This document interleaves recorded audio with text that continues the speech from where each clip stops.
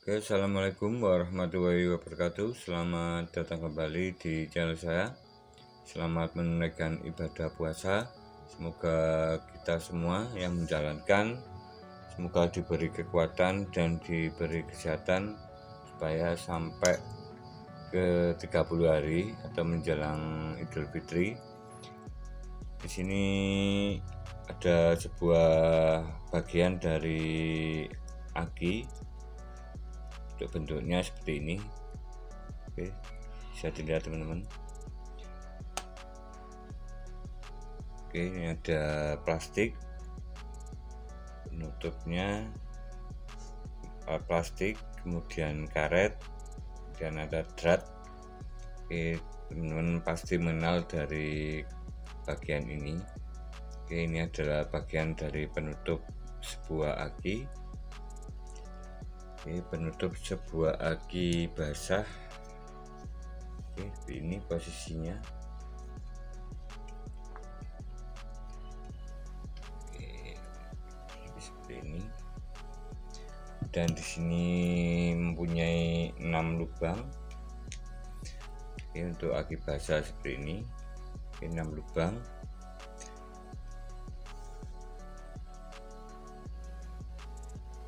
Untuk aki ini 12 volt 5H. Jadi setiap lubangnya ini menghasilkan 2 volt karena saat dijumlah itu 12 volt, jadi 12 dibagi 6, jadi setiap selnya ini menghasilkan 2 volt. Seperti itu cara termudah untuk mengetahui sebuah fisik aki. Oke, tapi aslinya itu adalah saat kita tidak gunakan seperti ini adalah di antara 2,1 volt. Ini sangat penting sekali untuk sebuah pengetahuan tentang voltase aki. Oke, jadi setiap selnya ini setiap lubangnya 2,1 volt.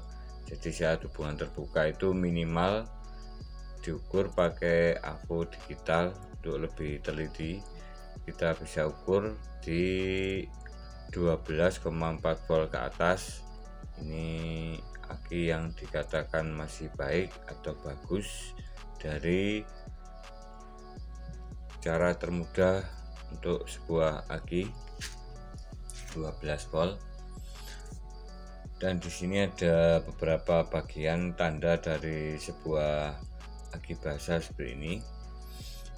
Ini adalah indikator untuk mengetahui jumlah air aki saat kita tambahkan. Untuk air aki yang untuk bagian atas adalah upper dan bawah adalah lower, atau bagian atas ini adalah batas saat menambahkan air aki. Oke, dan bagian bawah atau lower ini adalah saat kita wajib menambahkan air aki. Jika sudah berada di bawah sini dari takaran air akinya, ini bisa kelihatan. Ini wajib kita tambahkan sampai ke atas ini. Untuk posisinya untuk aki basah seperti ini, untuk posisinya harus seperti ini. Saat peletakan atau pemasangan di motor harus sejajar lurus, tidak boleh miring ataupun terbalik, teman. Oke, ataupun terbalik karena bisa menyebabkan selnya ini tidak merata saat mendapat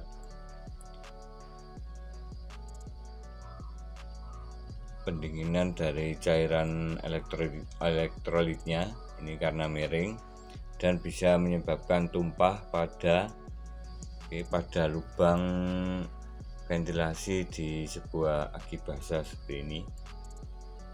Seperti itu.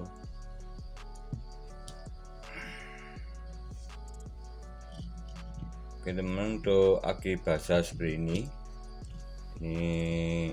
kemarin banyak yang bertanya tentang masalah air akinya. Untuk air akinya kita bisa gunakan untuk yang awal atau saat pertama kali beli itu memakai air aki yang warna kuning atau air aki setrum, air aki zur, warna kuning.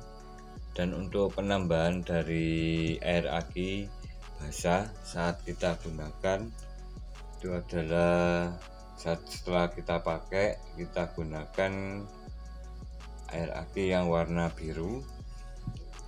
Warna biru seperti ini. Ini ada warna biru seperti ini, kita tambahkan. Ini ada beberapa alasan yang mungkin teman-teman bisa bermanfaat bagi teman-teman semuanya. Saat kita gunakan atau belum kita pakai dari akinya ini, karena di dalam selnya ini masih kosong, tidak ada elektrolit, dan sebaiknya kita pakai yang cairan warna kuning karena terdapat strum atau nilai BD atau nilai berat jenis dari air aki. Untuk air aki yang warna kuning, kebetulan saya tidak ada warna aki yang kuning, ada warna aki yang biru. BJ, maaf, BJ bukan BD teman. BJ adalah berat jenis dari air akinya itu sendiri. Yang warna kuning itu adalah menghasilkan strum atau menyimpan arus saat dilakukan tes.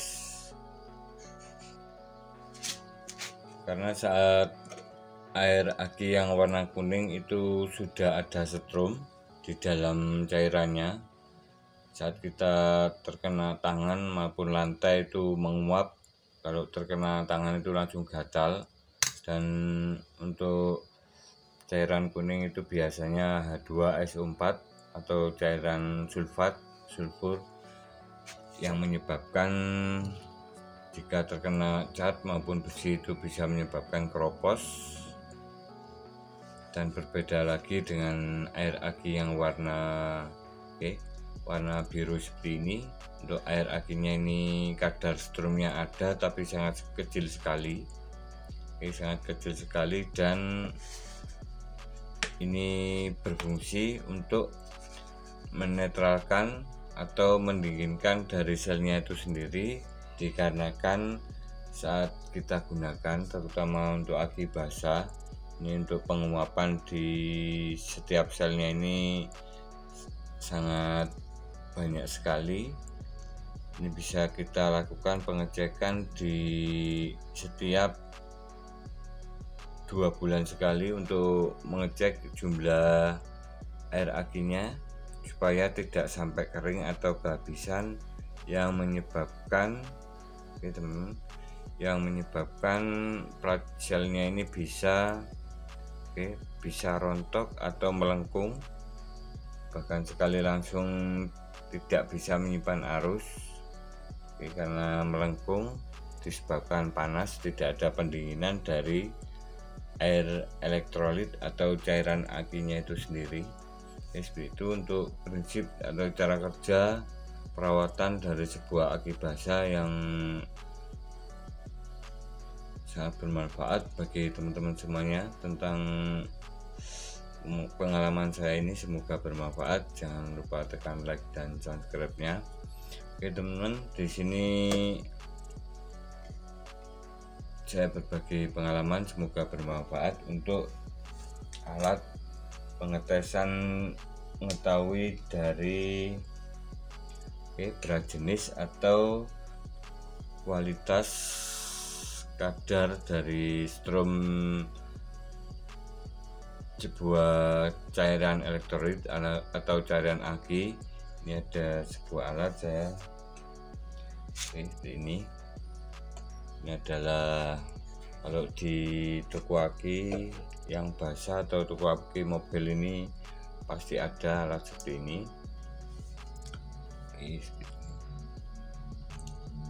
Ini alatnya di dalamnya.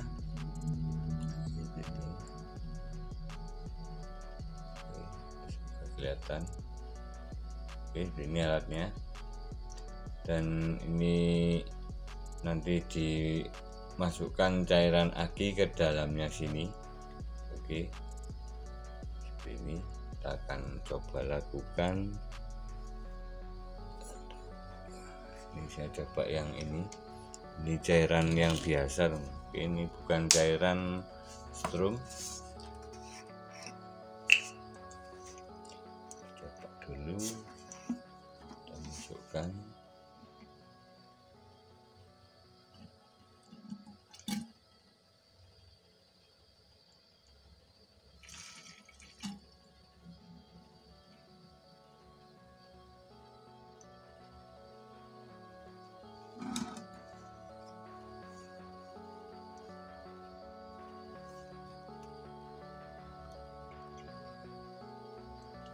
Sebentar, saya tambahkan lagi.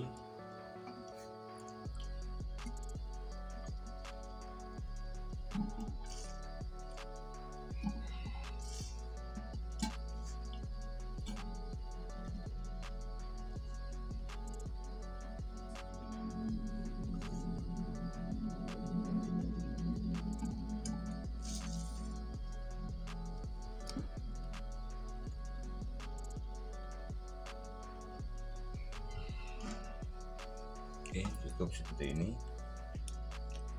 Oke teman-teman, kita bisa lihat dari ini sudah saya tambahkan air akinya, tapi ini belum full. Dan kita bisa lihat di bagian sini ini ada tandanya. Oke, tandanya ini ada 3 tanda. Oke, seperti ini. Oke, di atas ini yang merah, di tengah ini putih, dan di belakang, maaf, di bawah ini adalah hijau. Oke, seperti itu. Ini saya lepas dulu supaya lebih mudah dan kelihatan. Oke, saya keluarkan dulu air apinya.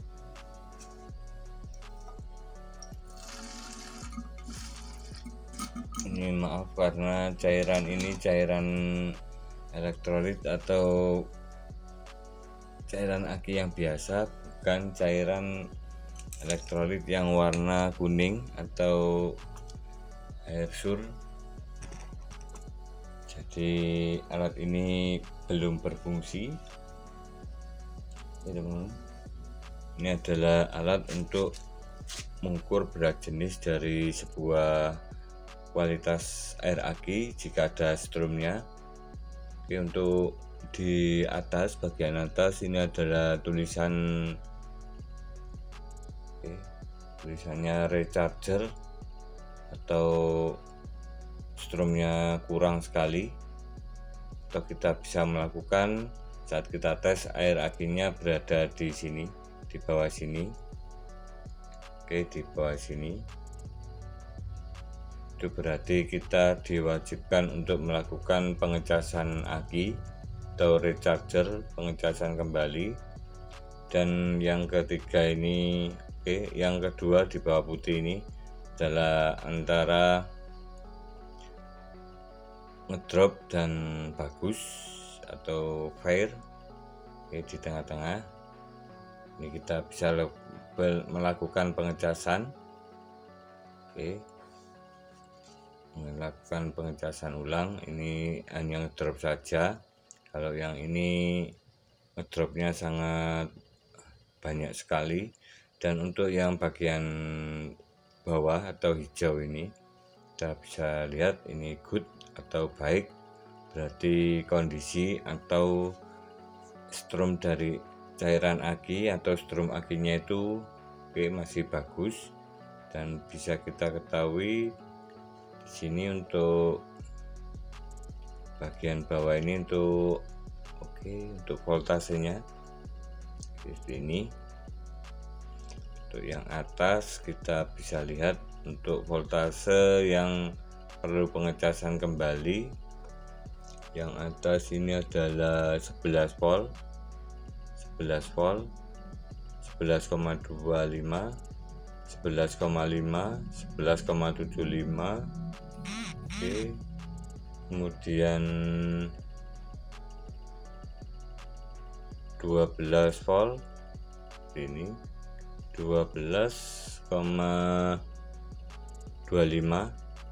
Oke, ini masih dikatakan ngedrop akinya 12,25. Dan yang terakhir ini 12,5 volt. Oke, saat standby ini masih tergolong bagus, ini sudah bagus 12,5 volt. Dan untuk yang terakhir ini 12,75 atau 13 volt, 12,75 volt sampai 13 volt. Ini dikatakan akinya masih jos, dan tentunya arusnya yang dikeluarkan itu sangat besar sekali. Ini biasanya aki baru, teman. Oke, dan di sini adalah cairan raksa. Ini yang saya ketahui, cairan raksa. Atau teman-teman bisa tulis di kolom komentar jika mengetahui atau pernah mempunyai alat ini, atau teman-teman tukang aki bisa tulis di kolom komentar untuk alatnya ini. Alat pengukur berat jenis dari sebuah aki basah seperti ini.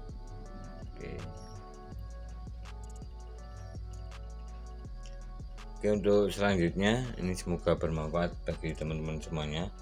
Untuk selanjutnya, di sini saya akan melakukan pengecasan pada aki 12 volt ini untuk lebih meyakinkan terhadap pengaruh dari voltase saat kita lakukan pengecasan. Kita lakukan tes nanti. Untuk selanjutnya kita akan lakukan pengecasan, dan di sini sudah saya siapkan alat tes untuk pengecasan. Saya on kan. Di sini memakai 14,8 volt untuk standar dari pengecasan aki 12 volt. 14,8 volt seperti ini.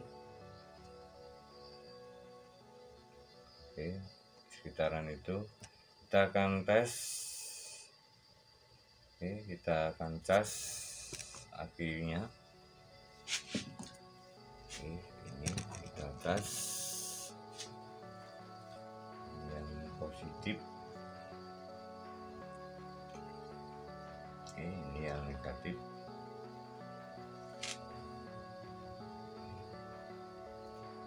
Ini sudah melakukan pengecasan.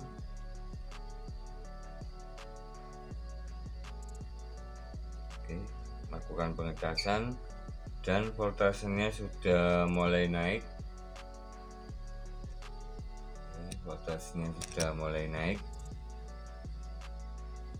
di 1 ampere untuk pengecasannya. Saya naikkan ampernya atau arus pengisiannya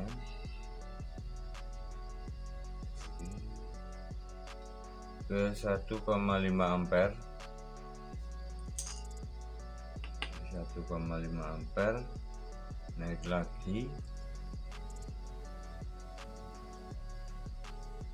1,7, naik lagi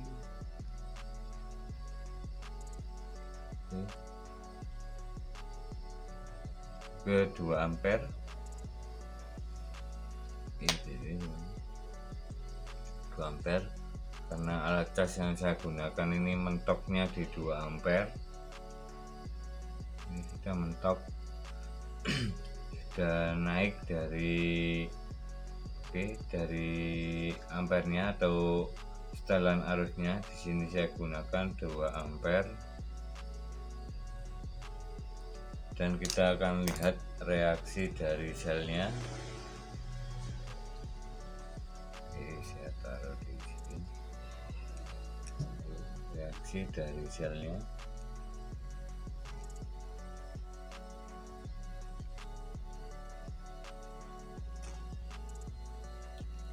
Ini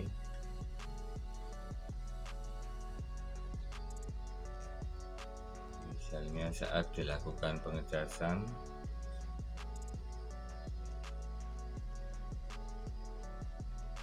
Oke, ada gelembung-gelembung.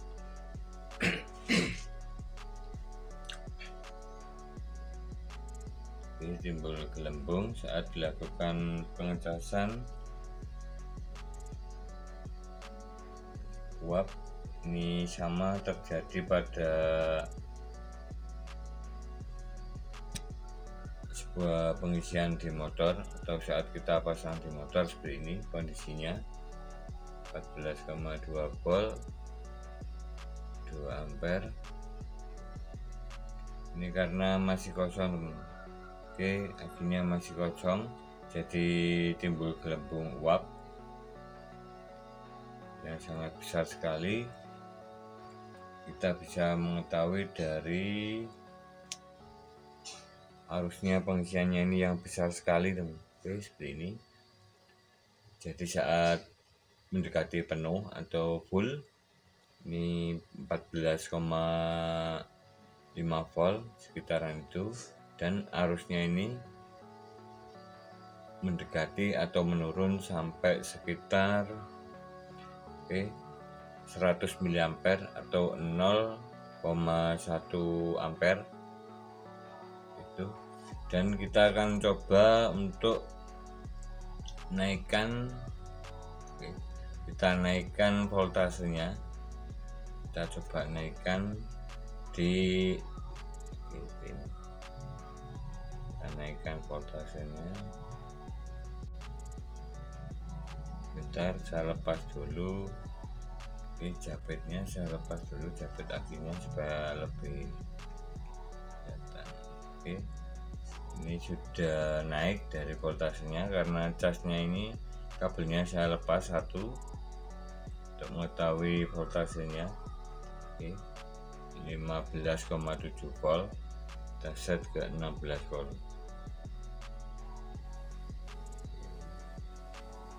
Oke, 16,5. Ini adalah voltase overcharge. Kita akan coba pasang. Dulu, bos. Oke, kita lihat reaksinya.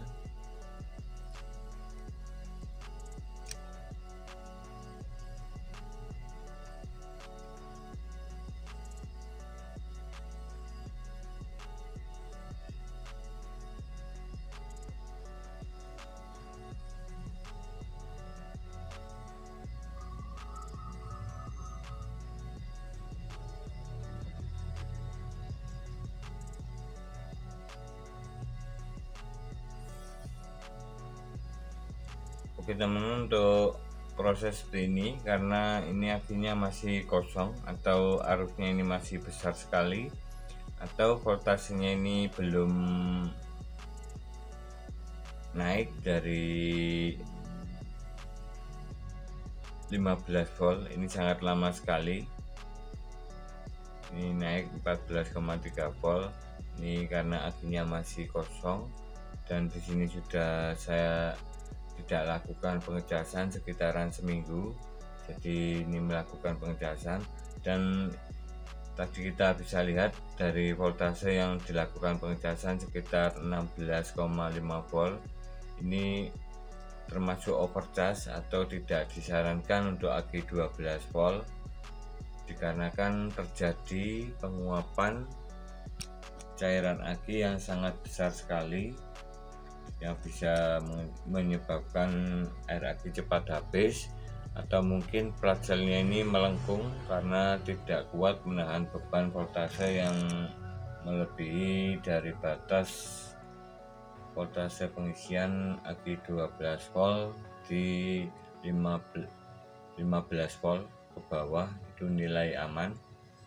Oke, terima kasih, semoga bermanfaat informasi tentang bagaimana cara perbaikan, penanganan, perawatan, dan pengecekan dari sebuah aki basah seperti ini. Semoga bermanfaat bagi teman-teman semuanya.